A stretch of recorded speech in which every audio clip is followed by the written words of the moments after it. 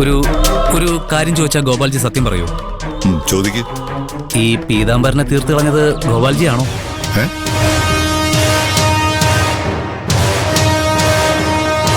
അല്ല, അയാൾ മരിച്ചതുകൊണ്ട് ഏറ്റവും കൂടുതൽ ഉപകാരം ഗോപാൽജിക്ക് തന്നെയാണല്ലോ. അയാൾ ഗോപാൽജിയെ ഭീഷണിപ്പെടുത്തി എന്തുമാത്രം കാശാ കൊണ്ടുപോയത്?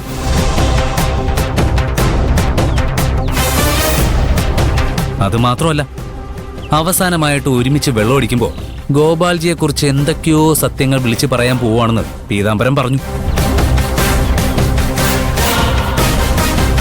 ഇനിയിപ്പോ അതെന്താ ഏതാന്നൊക്കെ ആർക്കാ അറിയാം.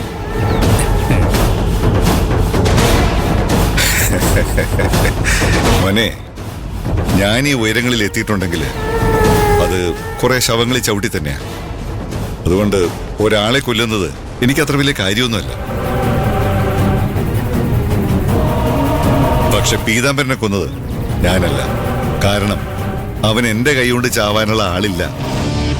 എനിക്ക് അവനെ നിലക്കി നിർത്തണമെങ്കിൽ അവന്റെ മോളെയോ പേരക്കുട്ടിയോ തട്ടിക്കൊണ്ടുപോയിട്ട് മര്യാദയ്ക്ക് നടന്നില്ലെങ്കിൽ അവരെ കൊന്നുകളയെന്ന് ഭീഷണിപ്പെടുത്തിയാൽ മതി.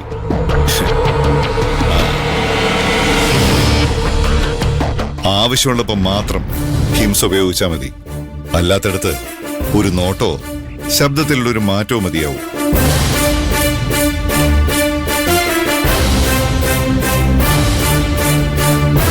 പീതാംബരനെ നിലക്ക് നിർത്താൻ അതൊക്കെ ധാരാളമായിരുന്നു.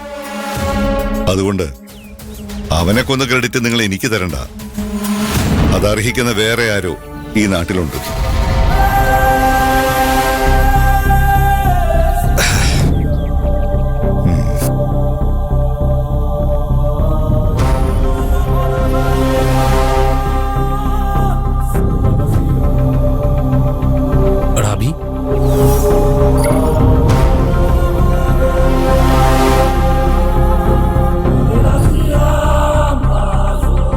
ഡൗട്ട്